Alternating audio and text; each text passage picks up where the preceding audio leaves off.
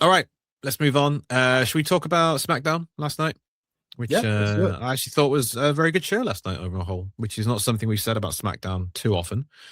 Yeah. Um, should we start with Randy Orton? I think he's the Yeah, MVP of SmackDown at the moment. he is. Yeah, he's carrying. So I said this to you in the green room. One thing I liked about SmackDown last night is they kind of had like two stories threaded throughout the entire show, which is something that used to happen in the Attitude Era with Mhm. Stone Cold Steve Austin, where he would start the show, he'd have a segment at the middle of the show, and then he'd also close the show. And they tell a story throughout the show in different parts, and it really gives a nice feel to how the show flows. And I don't think they do nearly enough of that anymore. Yeah, that was the first thing I noticed on Mm. Friday. And the reason I noticed it is because they did it on Monday too. Yes, it did. Yeah. Raw Monday was garbage in my opinion. But I loved that they had 3 bloodline segments. We haven't Mhm. seen that in years. That's Yeah. those segments are what amplified the bloodline during the bloodline saga, which Yeah. was The couch amazing. segments. Yeah. Yeah, absolutely. And so I noticed they did that for Raw, and I was wondering if it was just kind of a one-off thing. And then I saw that they did it with SmackDown with Randy Orton. He had multiple segments. Mhm. Jacob and Drew, multiple segments. Yep. And I love that. I love that because it helps build the story. It creates depth to these feuds, and it puts them in settings that are not like redundant. You know, Yeah. these are unique settings. Every setting was a little bit different. Even if the same thing is happening, it's in a different setting, so it gives off the impression that it's something different. And it's So realistic as well, isn't it? yeah, yeah, absolutely. So I thought SmackDown was very well done. Um, they had a few segments throughout the show that I thought were very well done. I think SmackDown is headed in the right direction. Yep. I'm more so, wondering why they're going back to this format of multiple segments per show, and I'm not complaining, but why haven't they done that over the last couple of years? I know. It's so frustrating because we've had so many shows where, like, if you have a great segment that starts the show and then nothing else, it's a bad show. Yeah. But if you have a great segment at the start of the show or whenever, and then those same people appear in different segments throughout the show, it just makes the show come together a lot better. It always Ab- has. Absolutely. Yeah, I'm not a big fan of the one segment clock out go home model. No, no, it's not You realistic because if you no, have a great segment, it's like, what are they doing for the rest of the night? You know what I right. mean? Like from the non-kayfabe perspective. Yeah. But I Randy think Orton, sorry, go on. no, I think these segments build the character. Yes, they do, and it's perfect for WrestleMania season as well. They're doing it at the right time, I feel. Yep. Yep. And they're doing it in both main event scenes as well, which is more important. Yeah. But Randy Orton last night, so he had maybe 4 or 5 segments on this show. And the first one was where he came out to explain himself. And I think this is probably what most people expected. What do you think of the initial explanation? I thought it was well done. Nothing out of the ordinary. I thought it was what he probably should say. Yeah, What very do you think? predictable. Very predictable. Mm. I think it was necessary to Yep. shock the audience again. At the end, Hmm. with like the whole Cardona segment, the whole Cardona match and segment, I should say. Yeah. I think it was very necessary that he shows like this. He gives a little nudge towards normalcy and maybe regret. Yeah. Um, and I think it amplified the rest of the show in a big way. Yeah. And we said this last week, didn't we? That this current iteration of Randy Orton, which is, only a week old and it already feels so refreshing. Um, it really puts an importance on the WWE title because Mhm. basically what he's saying is, I'm happy to beat the shit out of my best friend because that title is all that matters. I don't Yeah. care about anything else apart from that title. And he showed that multiple times tonight as well. And it's just this kind of obsession with the title that nothing else matters that I really like. And Tommaso Ciampa was amazing at this in Black and Gold, where literally like, this is my life. Nothing else matters. Well, And that's how a title should feel in kayfabe. Yeah, and he's doing a great job, especially in light of what he's been doing like the last 2 years, which is a whole lot of nothing. Yeah. More like a role model status. You know, I was wondering where he was going to go when he was cutting his initial promo with the fans. How he kind of he took a little jab at the fans, you know, with the whole smile comment. Yeah, he did. But I thought he was going to keep going. He didn't. And so, yeah, I mean, you have people online on X saying, "Oh, he's not a true heel." You're right. He's not a true heel. He's an attitude era, you know, heel face, whatever you want to call him. He's not going against the fans yet. But this is what we have come to accept as a heel today. In today's WWE. It's not somebody who really makes fun of the fans. They don't do that a lot. You know, you have a handful of people who do that. Gunther, The Rock, when he was Logan Paul, he was doing Logan Paul, but you can tell they're very tempered in how they present that too. Like they don't just unleash on the fans anymore. And so this is the closest this Randy Orton character right now is the closest we're going to get to a heel-esque character. Yes, he's not a heel, he's being cheered.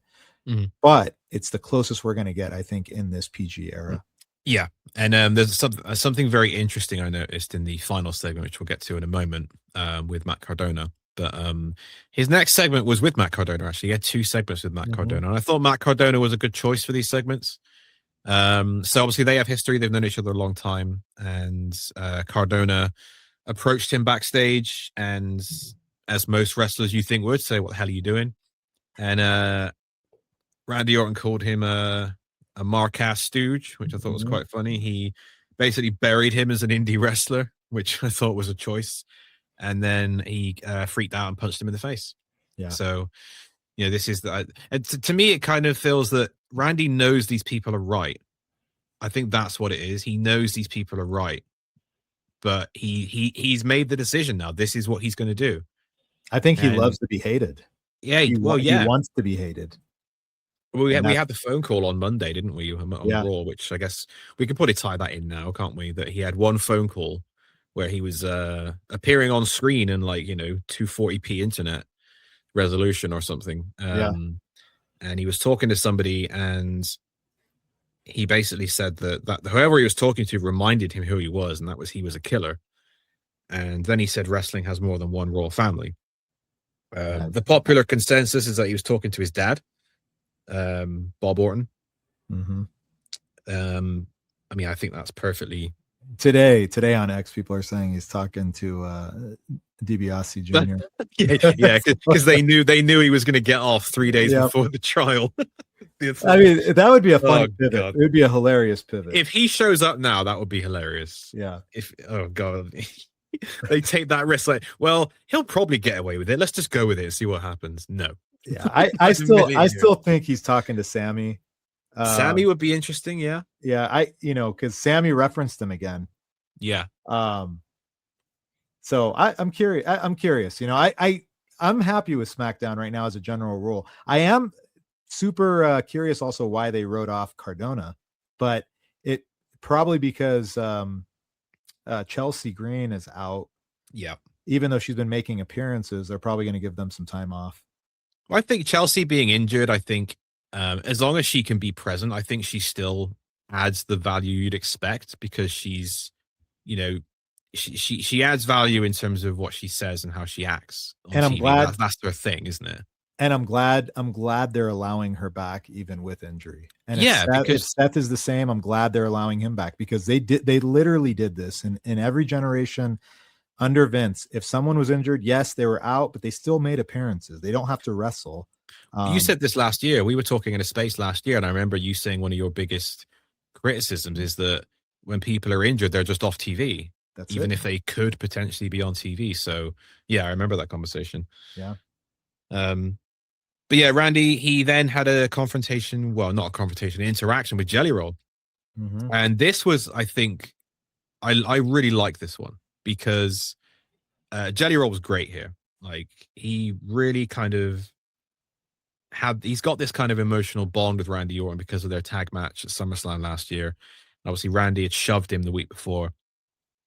And Jelly Roll said a lot of real stuff here. He said, I don't want you to be the restaurant, you be the man, the father, the husband. And it felt like he was getting through to Randy. And obviously you knew it was, a load of shit, but Right. it was a very well done segment. And I thought, Jelly Roll really made it believable. And you kind of had that slight belief that maybe someone was getting through to him. I thought Randy was gonna RKO him at the end. I did as well. Yeah, but he obviously has respect for Jelly Roll more than Matt Cardona, as it seems. Yep. And then that led to Randy Orton then having another phone call, which you can see on screen now. And he says, I'm glad I picked up. And he says, I'm going to go make it right. So he went to the ring, called out Matt Cardona, said he apologized to the fans. He apologized to Matt Cardona, gave him a hug, and then he low blowed him, beat the shit out of him, and crushed his arm in a steel chair. Now, first I want to ask you, what do you think the reasoning was for Randy to offer the apology and then take it back straight away, given his current character? I think it's probably internal conflict. If they're being true to like the voices in the head, I think there's a lot of internal conflict, and I think his story is going to progress in a way, I think, leading up to WrestleMania, where he has these internal conflicts, and then he's just going to lose it. He's just going to unleash. And if they have him win the title, which at this point I don't think they will, that's going to play a big part in it. Mm-hmm. Yeah, I agree. And I think the most interesting thing with this segment was there's been a lot of talk about he's being cheered, he should be a heel. And people last week were saying that, he's only being cheered because it was Cody Rhodes. But with Matt Cardona, not only were they cheering, but they were chanting one more time. One more time, I know. I heard that. Crazy. And I think that the modern audience, quote unquote, our favorite term, the modern wrestling audience, I think that I don't think they judge characters anymore. I think they just judge the person. So Randy's obviously a legend. Yeah. And has been for a very long time. And people like Randy Orton. And I don't think that the current wrestling audience is ever going to boo him because he's Randy Orton. No matter what he does. They like Randy Orton. They don't care what character is. He's Randy Orton. He's a legend. He's a living legend. He's above the current roster. Yeah. Easily. I mean, like if Undertaker came back and to feud with Cody Rhodes, I mean, Undertaker would get it. That's it. Undertaker would be the fan favorite by far. Yeah. And you think of any legend, Stone Cold, if he came back, although Stone Cold is kind of, he is now grown beyond the culture. And so like, even when he returned against Kevin Owens, a couple of WrestleManias ago, you could tell like the fans were cheering for him, but they didn't quite understand the whole beer gimmick, a lot of the younger ones at least. So I think, because he retired so long ago, you have these old legends that are no longer above perhaps the superstars on the current roster. But then you have the ones that are like The Rock. He's the exception. I think The Rock is probably the only one who can basically make the fans do what he wants them to do. Yep. You have The Rock, you have John Cena, you have Randy Orton. These people will never get booed. And they will always boo Cody or anybody else over these people. Mm-hmm. And I just think it's a testimony to their status in the industry. Yeah, it's going to be interesting how it plays out. I find myself looking forward to the next episode of Smackdown, which is, we've said it a million times. Spaces, a wrestling show's job is to make you say at the end of the show, "I can't wait till next week." That's their only job, and I think they've done it very well with Smackdown. Yeah, with Sammy, and honestly, man, I got to give Sami Zayn his flowers, at least as a character. I'm finally coming to a point where I'm not tired of seeing him on my screen, because we're going to talk about Sami Zayn. Yeah, sorry to jump the gun. No, that's fine. No, let's talk about Sami Zayn now. I agree. This is the best version of Sami Zayn since the Bloodline by far. And I think that, and we said it before, like we've been critical of Sami Zayn. We've waxed lyrical about how we're fed up of Sami Zayn. Yeah. But he's very good at what he does. It's the content that we weren't a fan of. And I think with this current gimmick, this gimmick change that he's undergoing right now, they've been timing it right. The WWE has been beating us a little at a time. They're not like blowing their load like they usually do, and they're not going so slow as to diminish the whole turn either. So there it's pacing perfectly. And then we finally saw him lose it this week, like truly lose it. And I just think I'm very curious to see where this goes. I mean, if they're going to give him a title run with this character, I would say, yeah, I'm still not a fan of Sami Zayn. I can learn to like this gimmick. I do think, he looked very, very out of shape yesterday. Very out of shape. And so I do think if he's going to be given the world title, he needs to go back to the gym and he needs to make himself look a little more presentable at the very least with regard to his physique. But I am very interested in this gimmick change right now. I think it's been very entertaining. And I'm very curious to see where it goes. I don't think it's going to go to the world title yet. No, I think he's going to work his way through the mid card. And I'm very curious to see where it goes. Yeah, I think we're heading for a full-fledged Sami Zayn heel turn. And I think that the way we get there is going to be very good. And I think that the way he's interacting with Randy and Cody, because they're the two he looks up to. And he's had some, comments for Cody. He's had some comments for Randy. And he's kind of at odds with both of them because I think, again, he's kind of conflicted because he's always trying to do the right thing. And I think he's slowly coming around to the idea that maybe doing the right thing, it's like a nice guys finish last kind of deal. Yeah. And I think he's slowly realizing that. And when he does realize that, I think it's going to be great. Yeah. In terms of last night. And I think he's going to be a true heel because he's one of those people that the fans are 50-50 on. Remember during his US Open Challenge, he was there were some times that he was getting booed. Yep. When he went up against Cena, obviously it was a given that they would cheer for Cena over Sammy, but I didn't expect them to actually boo Sammy. When he came out and interrupted Cena and all that stuff.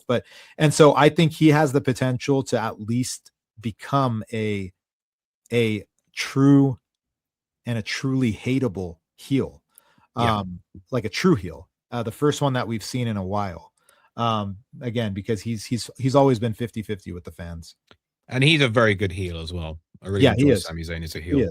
And I think what we've seen with this is that it looks like from the wrestling audience perspective that the general timeline for a gimmick is like 2-3 years tops before people start getting fed up with it. We've seen it with Sammy, we're seeing it with Cody. Roman's tribal chief was like 3 and a bit years. But Roman's an exception because he was just so good at it. But even then, people towards the end of the Bloodline story were kind of going, come on, we're fed up with this now. Right. So everything's got a shelf life. Whereas, back in the days, like, Hulkamania, for example, not so much. Things tended to kind of last a lot longer back then. So I'm super curious. I don't think it's going to go anywhere, but I'm super curious with the Bloodline, with the Bloodline angle, if it's going to go, because I don't know if you had this on the notes with with MFT yesterday. Yeah. He mentioned Roman, didn't he? Well, yeah, he told Tama Tonga told Solo that he was starting to sound like Roman, and then that whole segment got interrupted. But I'm curious now if is Solo going to be kicked out of the MFT and then go back to the Usos and then back to Roman ultimately for like Bloodline 2.0? Maybe. It's very interesting to me. It's the most interesting the MFTs have been in a long time, that segment, because I think that what they've been doing on TV with the Wyatts for so long has just been nothing, has it? It's gone on too long, and they don't feel important. And I think if any one of them does feel important, it feels like it's Tama Tonga. He seems to be the only one who's kind of getting involved in stuff. There's stuff with Shinsuke Nakamura. He's speaking up to Solo. So he seems to be the guy at the moment who... He's bulked up a lot too, so you could tell he's trying to make a push for like the heavyweight or at least the upper mid card. Well, he was in the news yesterday because he got fined for recording and posting rehearsal footage. Apparently, I saw that. WWE, which is quite funny, considering Unreal exists. But there we go. Not signed off by the boss, pal. Yep, exactly. So yeah, Randy, Sammy. I want to give a quick shout out to Trick Williams as well because he's been fucking great. Yeah, he Like, is. he's just so good. And like even him, just when he says lemon pepper steppers, he's standing on the announce table, he's dancing like an idiot. Like everything he does is just money. Oh yeah. Like he's got this rare natural charisma where he could just read the phone book and it would be entertaining. He's got Yeah. that gift, and I think they've struck gold. And I think out of all the call-ups they've had recently, he is at the moment by far and away the best one. Yeah, In Trick is terms going to of be the most consistent call up. yeah, Um, you know, he'll get the most push. I think he will have the most longevity. absolutely. Yeah, Out of even all of over them. Oba, Yeah, over all of them. Honestly, he's going to be the best call up that they've had in years. years. Yeah, I'd probably say since God, it's been a long time. Maybe Rhea Ripley in terms of success and projection and Popularity. longevity. Yeah, I mean, Yeah. he's got everything. And I think we're going to get a Sami Zayn Trick Williams match because Sami Zayn actually lost to Aleister Black last night, which I wasn't expecting. And I was, Mhm. happy for it because Black needs some wins because he's a great wrestler. And I feel he could do some decent stuff as well if they can give him the right stuff to work with. And, Yeah. Sammy and Trick at Mania, do you think? Or Yeah, no? I think it's going to be Sammy and Trick. Yeah. Yeah, I don't know what, and it might even be a three-way with Alistair, but I don't I've been really disappointed with Alistair. And I liked him. I was excited that he was coming back to the WWE, Yeah, I but know I've what been you really mean. disappointed with his direction. He's just kind of floating out there in the ether. He's not really, there isn't really like a commitment to a certain gimmick or a certain Mhm. storyline with him. It feels like whatever he's part of lasts 2 to 3 weeks and then it's on to something else. So it's Yeah. at least that's been my feeling on him. Yeah, I feel like he should be getting involved in like the US title scene or something. I think a program. I'm hoping they ditch the open challenge because the open challenge is kind of it's great short term when you get great matches like we got last night with Dragunov and Carmelo, but there's no real avenue for a story there, a long term program. Yeah, who Some I'm not remembering right now, but who was it that is challenging for the US title next week? did they announce it already? I believe so, yeah. And I think let me see if I can find it. Yeah, because it was Dragunov finally got his match last week. Sorry, last night. Sorry. But yeah, yeah, it rings a bell. It rings a bell that something was announced for next week, but we'll get that. I know the women's match was announced. It was Julia and Tiffany Stratton for the women's US title. Yeah. Oh, But you know what? I think never mind. That's the one I was thinking of. Yeah. Yeah, and I think Tiffy's gonna win that. She has to go into WrestleMania with a belt. She's not gonna go in empty-handed. I think she's gonna beat Julia. Yeah, I mean it's been a pretty sad story for Julia on the main roster, hasn't it? Yeah, and I just don't understand that one. It's like she was super popular in NXT, obviously popular in Japan, which I don't pay much attention to. But it's just crickets. It's crickets on the main roster. Yeah. And even with Kiana James is doing great work as a mouthpiece. It's just not working. I think Kiana's probably going to come out of this as more of a star than Julia. Yeah, she is. Well, she's already been. Yeah, because Kiana's got the character. She can talk her way through anything. She's a good wrestler, and Julia's a great wrestler. And Julia has started to kind of develop some character. She's doing more talking segments and stuff. But I think it'll come with time. I think she just needs to have that one breakthrough moment with the crowd, which she hasn't had yet. Yeah. And I hope it happens, but I think it will. She's not really the type of wrestler I think they'll release. I think they'll develop. No, she's too when good. The time comes. Yeah. And I think she'll be fine in the long term. But it has been interesting to see all the call-ups that happen around the same time. They've excelled much further as far as their character goes. I would say she's seen a lot of success, with her title runs, but yeah, there just isn't really a response to her right now. Especially when you look at the difference between her and Stephanie Vaquer at the moment. Yeah, exactly. Because they were kind of, two peas in a pod in NXT in terms of how they came in and the star power they brought in and how they were booked, and they were kind of neck and neck in NXT. And then main roster comes along and Stephanie Vaquera is just shot to the moon. And, Julia, for all intents and purposes, is still grounded on Earth, unfortunately. And I'm coming around to Stephanie. I've been one of her critics for a while. Not that I don't think she's good. I just didn't think she was, main title picture, or main title caliber rather. But I've been coming around to her lately. I think they've been really building her up in this feud with Liv. Yep. They've made her believable. They've turned her into, they've given her this image that she is, world title material. I feel like, at least. Yeah. And so with her, my opinion has kind of evolved with Stephanie over these last several weeks. Yeah, and she's great when she's got a mean streak, because she's got this look that she'll kill you. She's got that kind of evil vibe about her. So when she does have a mean streak and she comes across with that kind of aggression, then, like you say, it's believable. And she's a great wrestler as well. And I really think that match is going to be a real sleeper match at WrestleMania in terms of one to look out for. Yeah, I agree. Quick note on Jade and Rhea Ripley before we move on to probably my favorite part of SmackDown. So we've been quite critical of this last couple of weeks, just because there's nothing there. There was something here last night, but I think the overall substance of the feud hasn't really progressed.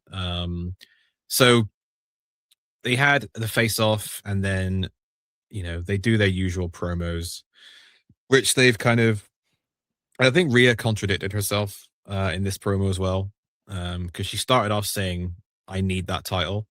And then she finished the promo with, "I don't need that title. That title needs me." And then Jade left the ring, and then Michin and B-Fab came up behind her, and everyone thought they were going to attack Jade.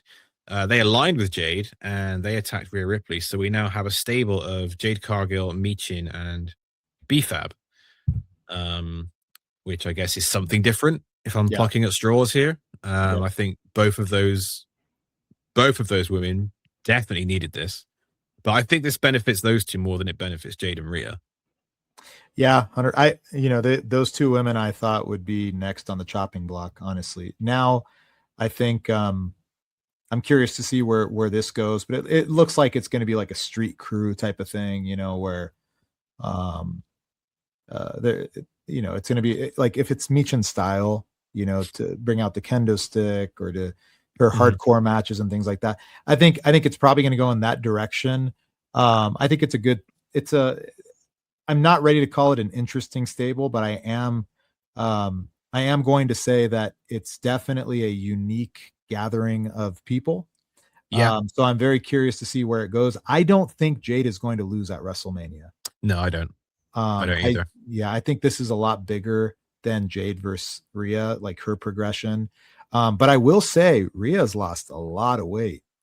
I mean, there's been some she posted something on social media. Apparently, some losers have been body shaming again and just, commenting on it when it's not really needed. I mean, I agree. I think she has. Whether that's deliberate, is she trying to kind of, get more, more muscle versus body fat ratio? Then, I'm not a fitness guy, so no, because a couple years ago she was big. And I don't mean that in a negative way. I mean, she was like bulky and, she looked powerful, right? She left for a few months and came back. I don't recall right now when, but when she came back, she was a little bit thinner, and you could tell when she was wrestling, just in general, like she didn't have the same strength that she had a couple of years ago. So I think she's been toning down a little bit. She's probably not in bulk mode right now.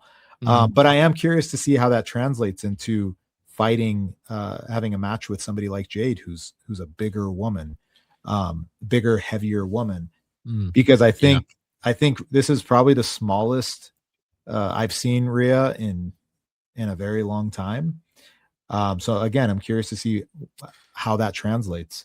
Yeah, I think it's just for me, it's just different. That's it. Like, because she's been, the big, powerful woman all these years, it's just different. So I'm sure it'll be fine. I think she's still a very good wrestler. And I think from a wrestling standpoint, I think for me, it's still going to come down to can Jade hang with Rhea in this match, and I think that that's ultimately going to tell whether this match is any good or not. Because I mean, the feud so far, I'm just not feeling it. I don't No, really have any kind of believable reason to think why these people are fighting and why I should be interested. it's very forced. It's It very is, forced, and and it's the promos are cringe too. I'm that bitch, and you're that bitch. It's like I get it. sound I get. bites, isn't it? Yeah, I get that's Jade's thing. I get it. It's like Jacod Fatu has his thing, and they all have their thing, right? Yeah. But it's you'd think if after like 3 weeks straight, if it's not even, I mean, even with Jordan Grace, you go back further than that. It's very repetitive. It's not drawing the attention or the response that I think WWE is trying to draw. So it's like, why not just do something a little bit different? Because these promos have been the same every week. And I have zero interest in this match. No. Zero at this point. Yeah, I agree.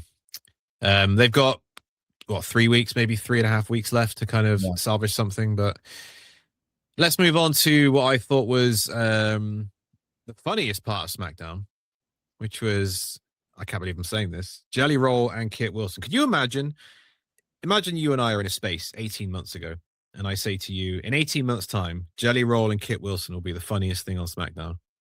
You'd have called me crazy, wouldn't you? Yeah, 100%. So this was advertised in advance.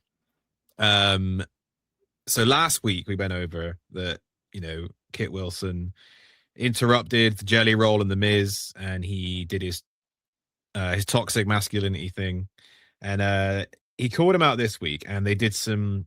He said, "I'm not going to do a rap battle. We're going to do slam poetry." And I'm not going to read what he said because A, I can't remember it word for word, and B, it's better if you watch it.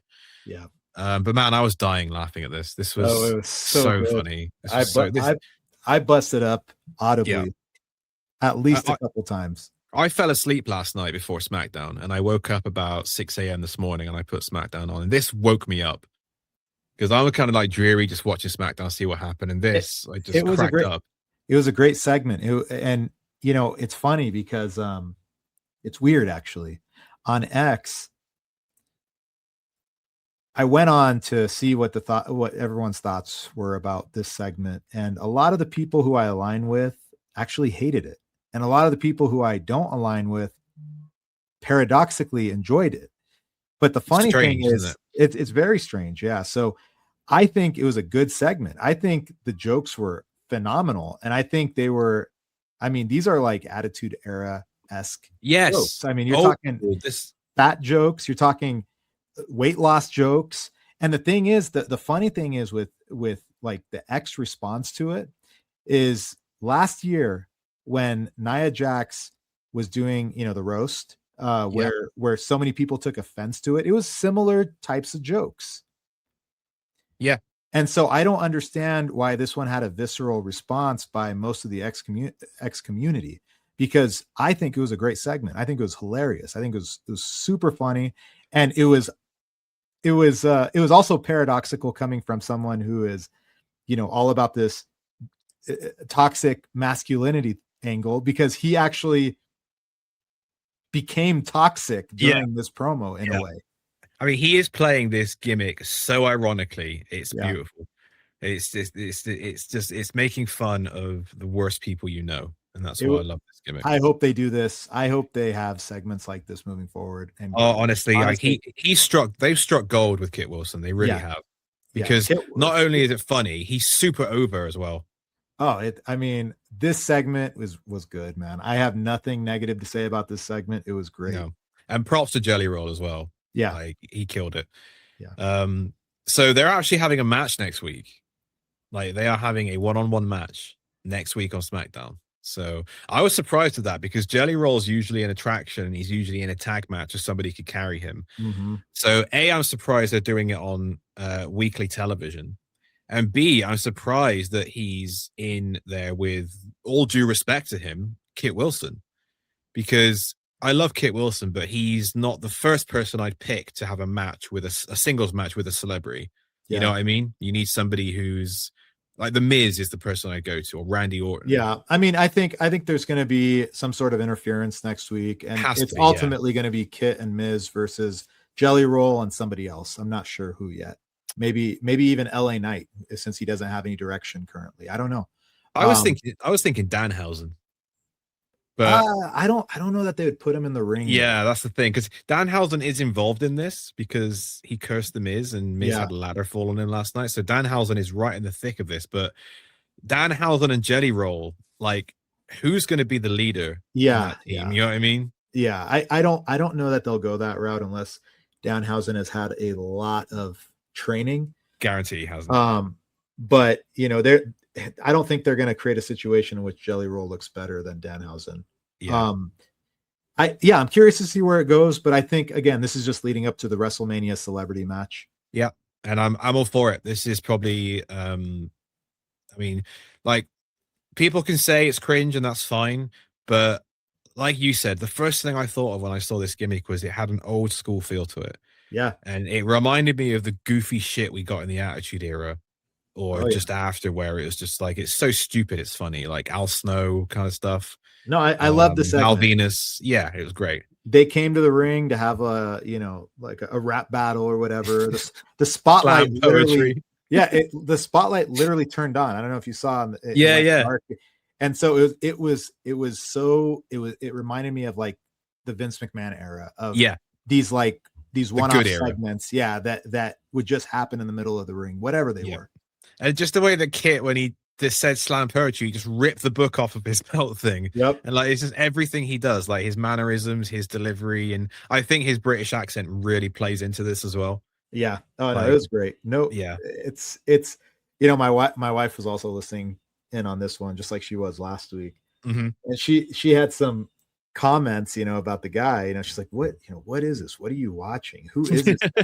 This isn't what you watch typically. This isn't wrestling. Yeah. And I'm like, no. I'm like, you just listen to this guy. I'm like, he's actually pretty funny. I said, he isn't his gimmick. I don't think he is his gimmick. He's not. No. But it's hilarious. And she listened to it and she was busting up. So like, it's, for non-wrestling fans, for a wrestling segment to make non-wrestling fans laugh, I think that says a lot, honestly. Yeah, this is a real casual segment, I think. Yeah, because this is gonna transcend wrestling, this kind of thing. Because people who, like you say, people who don't like wrestling are gonna find this thing. They'll either hate it or they'll love it, but there will be people who find it really funny, even if they don't like wrestling. Well, I think you'll agree with me. Though a lot of things have been missing in wrestling, for years. Yeah. But one of the main things that's been missing in wrestling that we used to have, again, during the Attitude Era, during Ruthless Aggression, every era except this current one, is comedy. We haven't had comedy. And that's why that's why it was such a big deal when he got released. Obviously, it's R-Truth, but he's the comedian, right? So he's there to make people laugh. Well, we haven't had a lot of that with R-Truth lately. And it's just the comedy act portion has been missing. Yeah. Sami Zayn did it well with the Bloodline. It's just been missing, though. And I think it's left a huge gap in wrestling all around, because wrestling has always had these comedy driven segments that helped break down the monotony of the show itself. Yeah. All the way back to like the Bushwhackers. Yeah. I mean, you could say the Oddities. I know they were supposed to be funny, but they weren't really. But Al Snow and Steve Blackman, Booker T and Goldust, all these kind of great comedy angles they've done. And now we've got the likes of Kit Wilson. We've got Danhausen, who I think is doing a very good job at what he's doing. Yeah. So yeah, hopefully this is a sign of more things to come, because it is entertainment at the end of the day. And it's funny. It's funny, yeah. I mean, you remember, like, especially during the Attitude Era and Ruthless Aggression early on, wrestlers would say stuff in promos to deliberately try to get each other to break character. Yeah. Undertaker, famous, wasn't it? Yeah. I mean, and so, like, where is that nowadays? Even the Bloodline was doing that. You remember? Yeah, they were. Yeah, the Usos and Roman and broke character. Yeah, they broke character so many times. Yeah, that's been missing. Literally, it's been missing for the last couple of years. And so I'm glad to see something like this back. Because didn't Booker T do it to the Undertaker? Yeah. Oh yeah. Yeah. Great stuff. Funny clip. Yep, great stuff. They got a match next week. I agree with you. I think there's going to be some shenanigans. I can't see we get a full match out of this, so we'll get the Miz involved, and maybe we'll find out who's going to be Jelly Roll's partner. Final word on SmackDown. We're going to go to the other thread that was through the show, which was Jacob and Drew McIntyre, which literally bookended the show. They were the first thing you saw, and they were the last thing you saw. Yeah. And it was very Peter Griffin in the Chicken, wasn't it? This throughout the night, which is great. So it started off hot, didn't it? The first thing we saw was Drew. The car crash, Jacob bleeding. And again, like you say, this is a bit of a throwback, this kind of stuff. We've had blood 2 weeks in a row. Where's that happen on WWE television? Yep. I think ultimately this is going to lead to a Hell in a Cell. It's been a while since we've had a Hell in a Cell. The last one was with Drew. It's been a while, so I think we're overdue for one. If not now, then over the next couple of months for sure. But it's definitely going to have a stipulation. It's going to be a match. Yeah. I think it was good to have multiple segments throughout the show, and the different, again, various settings. I did think it was a little funny at the end where like they like crossed over the willingly threw themselves off. Yeah, like they crossed over like the guardrail. It's like, okay, dude, it's not a wrestling rig, so yeah, it was just something funny about it. I don't think that was the intention, but but I thought it was entertaining. It was good. It's nice to see these segments throughout the show instead of, hey, I'm gonna crash into Jacob, beat his ass, and then we're both gone. Yeah, there's no continuity.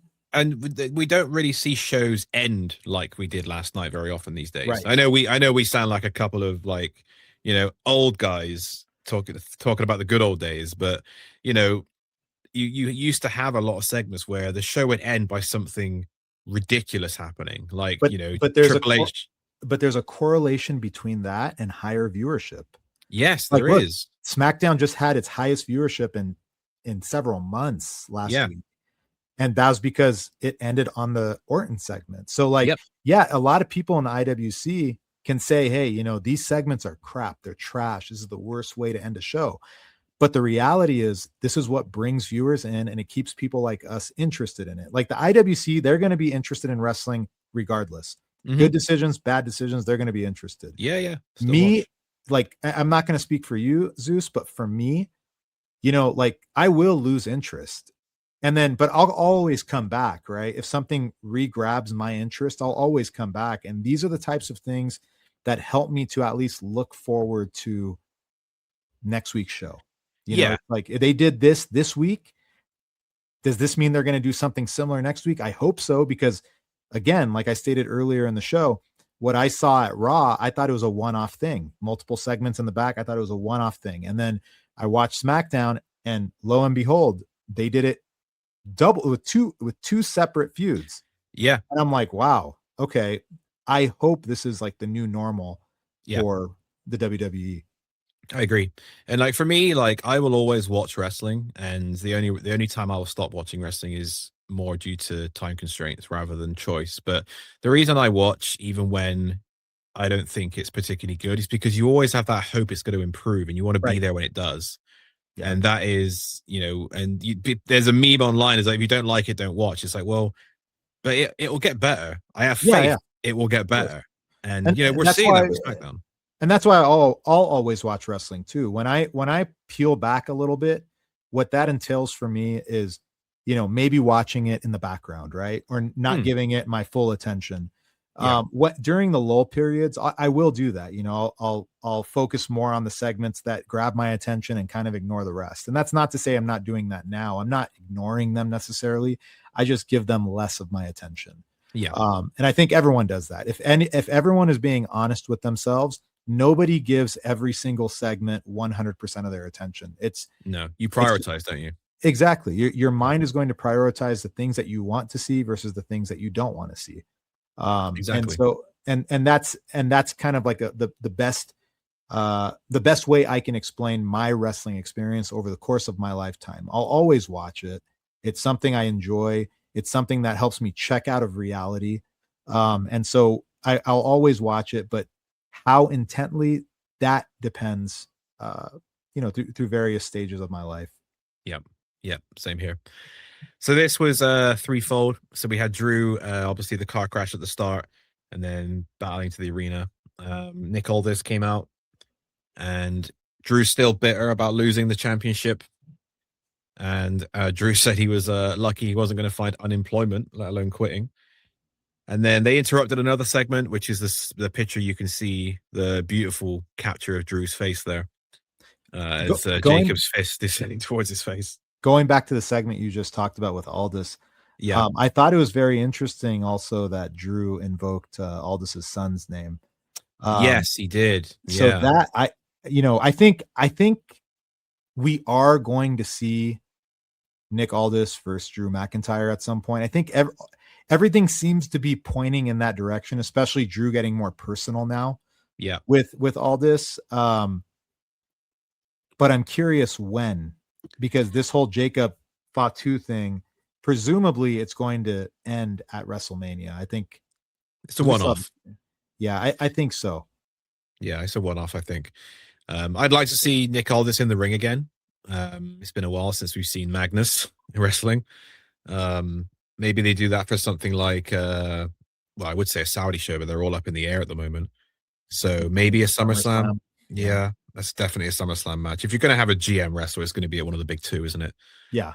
Especially now SummerSlam is 2 nights. The GMs have been losing their shit. I mean, I know I'm sorry to rabbit trail here, but like Adam Pearce and Nick Aldis, week after week, they're like, those characters are losing their shit. The best GMs we've had in years. Yeah. But have you noticed they're like both losing it week after week?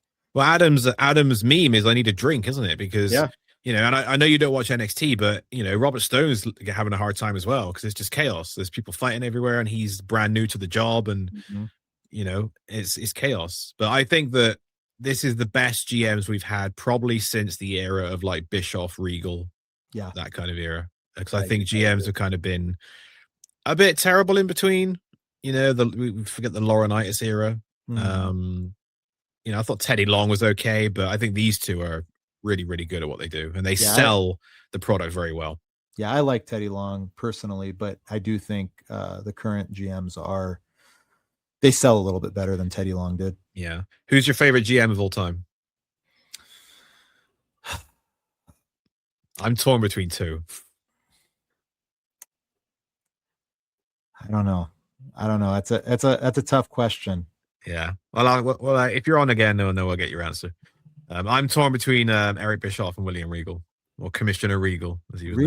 Regal was really, really good. Those segments with Tajiri, they were so good. Oh yeah, those are great. But it's hard for me because I really, really, really respect Bischoff. I think he's great. But I also, his time as GM for me he played his same character, but it was more of a more constrained. It was like a constrained Bischoff. And so while I want it to be Bischoff, and we could save it for another segment. I want it to be Bischoff. I just don't think he was true to his Eric Bischoff character. Yeah, that's fair. As GM. And so that's a hard question. That's a tough question. All right. We'll do a segment on it next time. And then we ended the show. So this actually, the flow of this was really good because the show ended technically with Randy Orton snapping Cardona's arm. And as everyone was leaving and Nick was walking up the aisle, it came on the big screen where Drew and Jacod were. And I don't have a picture of this, unfortunately. But they were just on this, they were outside on this structure, quite well, I would say, 20 feet up, maybe? And they were kind of fighting, and there's a guardrail, and then Nick's obviously panicking with all the rest running. And I love Nick's acting in this segment because they get outside and there's a big fence limiting them from getting there, and it's conveniently covering what's below them, as you'd expect. And Nick's kind of like high-pitched screaming, don't do it. And they climb over the guardrail and they headbutt each other and they fall off, presumably to their deaths. which I guess we'll find out next week. Much like Rey Mysterio in that Money in the Bank Royal Rumble when he got thrown off the roof. You remember that? But I thought it was a great way to end the show. Just like something you don't see very often, like I know it's not really a shock moment to us because we've seen Triple H in a car thrown off a forklift. Remember that? Yep. Oh yeah, that was a great way to end the show. But yeah, I think this feud is ticking along nicely. The only thing that bugs me about this feud is that they still haven't outwardly addressed who attacked Drew McIntyre, who attacked Jacod Fatu. Yeah, and I don't think they will. I know, and it's going to be one of those annoying loose ends that we believe it's Drew, but it's never actually been confirmed. Yeah, and maybe they'll have something in store for us. But SmackDown, I thought, is probably the best SmackDown of the year. I think, top to bottom, a lot of good stuff on this show. I know there's not been much competition because the show hasn't been great for a long time, but I thought this was a really strong show. No, I thought it was a good show. I mean, very few complaints all around. I think they need to carry this momentum moving forward. They have two good feuds going on right now. And then on Raw, you have two really good feuds going on as well. So you have Oba and Brock and Roman and Punk, and then here on SmackDown, Fatu and McIntyre and Rhodes and Orton. I think as long as they can center the show around these two feuds, each individually, plus introduce all of the other stuff. Yeah, I think it's going to be we're in for some pretty good wrestling over the next several weeks. Yep, and you get the feeling they might be peaking at just the right time as well. So this build up to Mania is a million times better than the last couple of years. Oh yeah. I mean, like WrestleMania 40 was a great WrestleMania, but the build up outside of The Rock and Cody Rhodes, wasn't fantastic. Wasn't fantastic. No. Yep. And last year, I think, was just poor from start to finish. Oh, last year was horrible. But this year, the thing is, like, it's multifaceted. It's not just focused on the bloodline story with Cody Rhodes, right? Mm-hmm. This is now we just named 4 stories that stand alone. Yep. We still got Judgment Day to flesh out as well. That's going to be fleshed out. Oh, there's so many more stories that are, I mean, the US title, what's going to happen with that? The IC title. I mean, there's a lot. Gunther. Yeah, there's a lot there. There's a lot there. So I'm very curious to see how this all pans out. But I will say, so far, I am very, very pleased. Yeah, I've got no complaints so far. And I'm excited. Obviously, they can still fuck it up, but let's just hope they don't.